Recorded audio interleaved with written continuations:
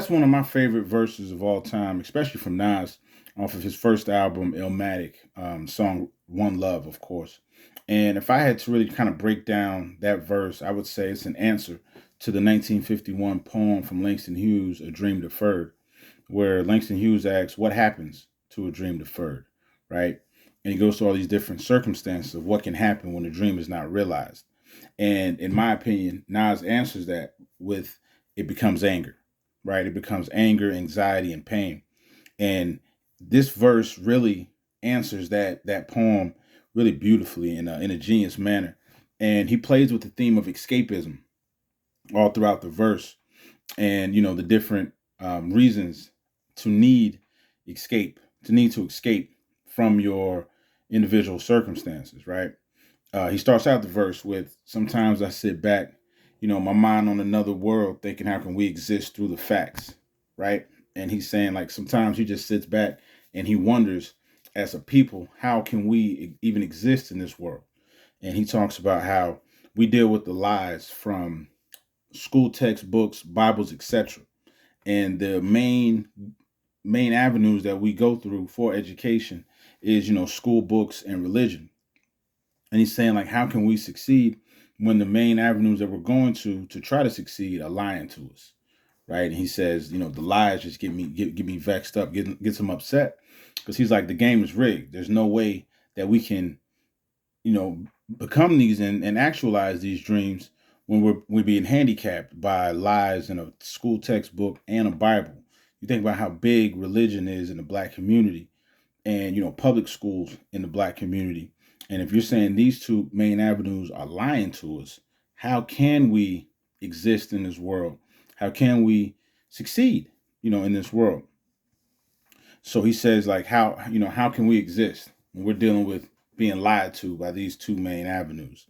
So he says, and then again, he deals with escapism, because he's saying he sits back with a Buddha sack, which of course, a bag of weed, and he's just trying to escape, right? He's treating that weed as a means to escape, a means to just exist outside of the limitations that he's dealing with by being black in America, right?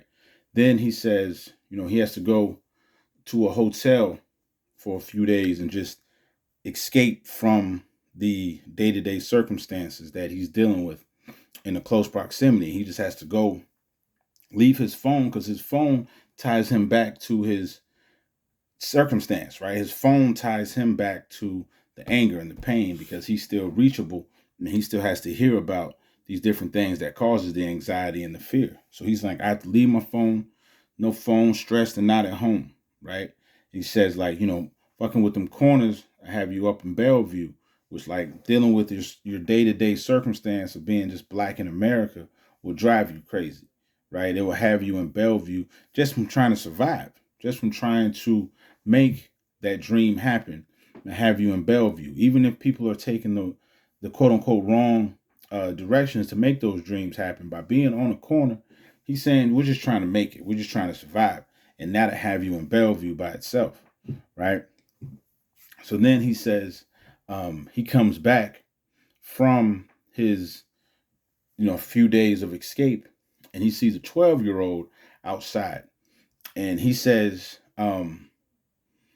he sees this 12-year-old on a corner where he pumps his loose cracks. So this 12-year-old is already engulfed in the fear and the anxiety and the anger that traps us all. He's 12 years old and he's already having to try to fend for himself. And he's already frustrated. And again, that's the theme of escapism again, because he says we've rolling two Phillies together in the bridge, we call them oops. So again, they smoking, trying to just make sense of it all, right? Trying to escape for a brief 1 or 2 hours and just exist above on the clouds, right outside of their circumstance. You know what I mean? And to think about a 12-year-old having to escape and having to, dive into drug use at 12 years old is a really dark and accurate description of how we have to survive. How a lot of us have had to survive, right? Is dealing with drugs and alcohol at an early age just to try to make sense of it. You know what I mean? And then he says, the 12-year-old says they call him busting off the roof. So now he wears a bulletproof and packs a black Trey Deuce, So he's saying his frustration led him to trying to shoot somebody off the roof of a building, and now he's in this world of kill or be killed, right? Kill or survive. So he's got a bulletproof vest on and a gun to protect himself. You know what I mean? So again, a dream deferred has led to this anger and this frustration that he doesn't think there's a way out. So he's shooting to try to get his American dream, try to get his piece of the pie, right? So he's like, it's kill or be killed, and this is what it is. And this is really when the verse really becomes both introspective and a really dark summary of life, is when Nas, being an elder, he accepts that this young man is entrapped into this life of anger. And he says, hey, catch him solo, make the right man bleed, right? And then he tells him, well, before he tells him, when the pistol blow, the one that murdered is the cool one. So he's saying that when a gun battle happens, the person who loses and dies, they are the one that actually succeeds because they leave this very frustrated and dark life, right? They get to go to the other side. They don't have to deal with this frustration on a day to day. And it's a mean of escapism. Is of course the final escapism, which is unfortunately untimely death. And he says like, hey, when a gun goes off, the ones who get shot, they're the ones that are okay because they don't have to deal with it, right? Which is a really dark way to explain things, but it's an accurate description. You know what I mean? And then again, he dives into him being into the life a little bit deeper because he says, catch him solo, make the right man bleed. So he's saying, I know you're in this life of kill or be killed. And he's not telling his 12-year-old, hey, stop what you're doing. You can be a teacher. You can be a millionaire. You can be a real estate investor. These are all dreams. But Nas's dreams have been deferred. His have not been realized. So he's not pushing a dream to this 12-year-old, right? He's not telling him you can do this because Nas couldn't do this. So he's telling him, okay, you're in this life now. Let me tell you the best way to maneuver in this world of darkness. He's not telling him anything about the light, which again is a really dark, summary of modern life, which is an accurate description of the pain and the desperation that a lot of us go through, right? And so he's like, hey, just do it the right way. Catch him solo, make the right man bleed. He's telling him you're going to be a killer. So let me tell you the best way to go about being a killer. You know what I mean? Again, a dream deferred has become anger, it's become frustration, it's become pain. And now that is being handed off to a 12-year-old in the way that he's talking to him on a bench, right?